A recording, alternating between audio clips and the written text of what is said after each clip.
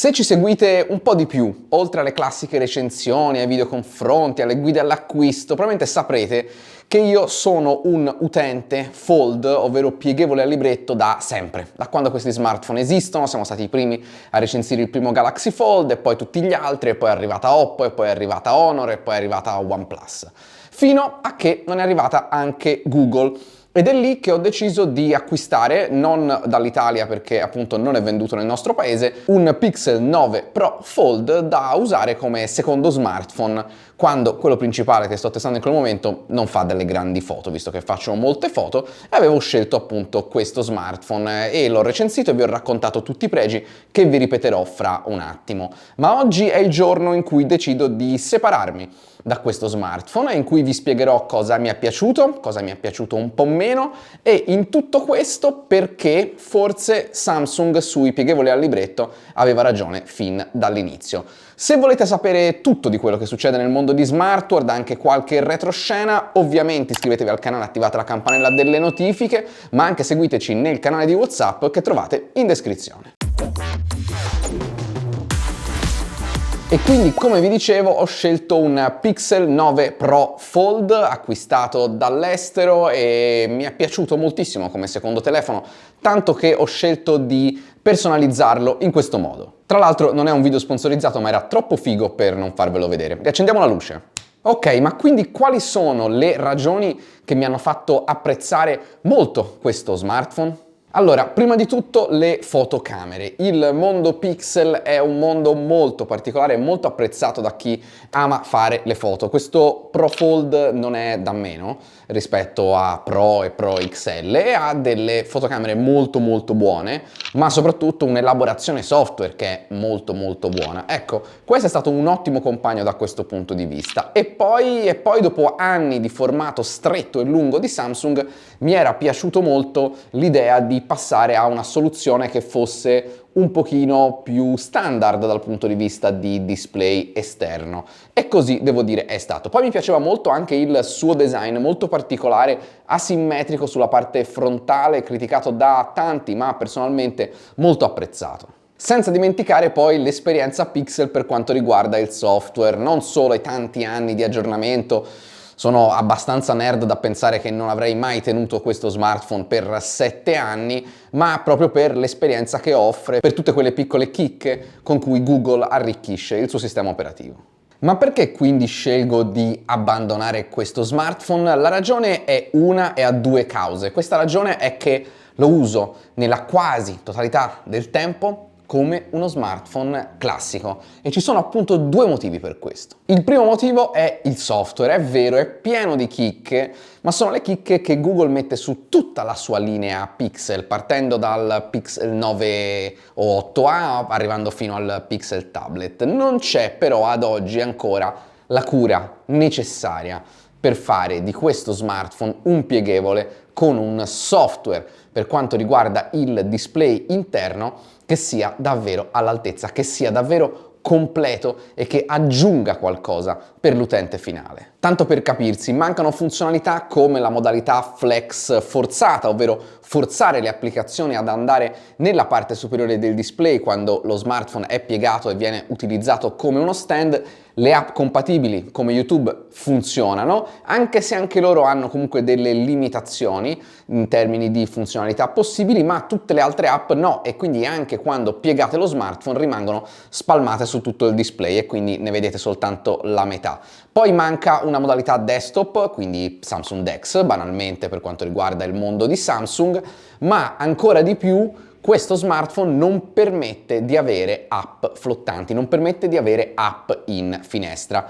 Questa cosa è abbastanza un nonsense, ci sono delle piccolissime eccezioni, alcune app dalle notifiche, alcune app con le bolle, ma in generale è un sistema che non è pensato per avere app in finestra, e questo è problematico per me, perché su uno schermo così non è detto che io voglia per forza due app affiancate, potrei volere molto ragionevolmente, ed è quello che facevo con altri smartphone pieghevoli, app in sovraimpressione, ridimensionate a mio piacimento. Oltre a questo, corollario, non si possono neanche ridurre per esempio le applicazioni in un'icona, oppure fare un ritaglio di quell'applicazione per averlo sempre in un angolo a disposizione a colpo d'occhio. Insomma, è un software che è migliorato tra l'altro con gli ultimi aggiornamenti. Con Android Android 15 per esempio è arrivata la barra inferiore che si può finalmente bloccare, e in questo caso la funzionalità di Circle to Search viene spostata sul tasto del drawer delle applicazioni, ma lentamente, poco per volta. Insomma, c'è bisogno di fare di più da questo punto di vista.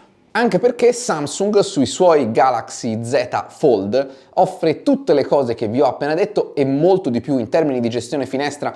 Non ho parlato del fatto che le applicazioni si possono agganciare dalla parte alta dell'applicazione per trascinarla fuori dal bordo e ridurla in finestra, aprire 3 applicazioni affiancate oltre a tutte quelle in sovraimpressione. Insomma, io vi ho detto di quelle funzioni che davvero mi sono mancate nel quotidiano. Poi, se dovessimo scendere nel dettaglio di quante altre cose può fare, sinceramente può fare molto di più. In termini di cose che mi sono mancate, per esempio, potrei citare anche la modalità Canvas di OnePlus Open, il foldable al libretto di OnePlus, che ho trovato veramente una notevole figata per gestire molte applicazioni su uno schermo di queste dimensioni. La seconda caratteristica, che comunque in qualche modo è collegata alla prima, che mi ha fatto, diciamo, utilizzare questo smartphone principalmente da chiuso, è che il display esterno non mi ha invogliato ad aprirlo. Questo in realtà potremmo dire che non è di per sé un male, perché era proprio quello che stavo cercando, uno smartphone con un display più largo, perché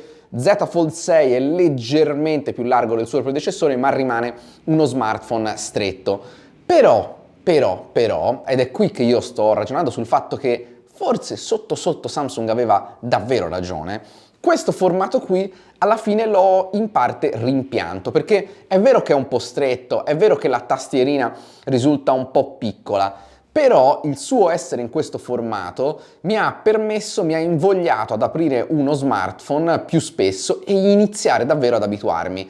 Perché, diciamocelo, le nostre vite sono molto piene, non è che abbiamo il tempo di metterci lì e imparare a usare uno smartphone in modo diverso. Le cose spesso vengono e quando uno smartphone ti offre praticamente la stessa esperienza simile da chiuso, perché dovresti aprirla? E qui ci ricolleghiamo al primo punto, visto che anche se ci sforziamo di aprirlo, poi il software tende a non darci quel qualcosa in più che giustifichi davvero di averlo aperto, se non ovviamente il fatto di avere un display più grande, se vogliamo guardare un video, se vogliamo affiancare 2 applicazioni. E quindi qualcuno potrebbe star dicendo, vabbè, ma stai cercando di giustificare una cosa di Samsung che hai sempre criticato? No, in realtà no, semplicemente ho in parte cambiato idea, in parte quindi ho rivalutato questo formato stretto, soprattutto perché, bisogna essere sinceri, questo l'ho sempre detto, ma ha perfettamente senso in questo discorso, questo smartphone è estremamente più ergonomico di questo, perché questo può diventare un tablet, ma da chiuso ha comunque le dimensioni di uno smartphone canonico, mentre invece questo, proprio come gli smartphone flip da chiuso,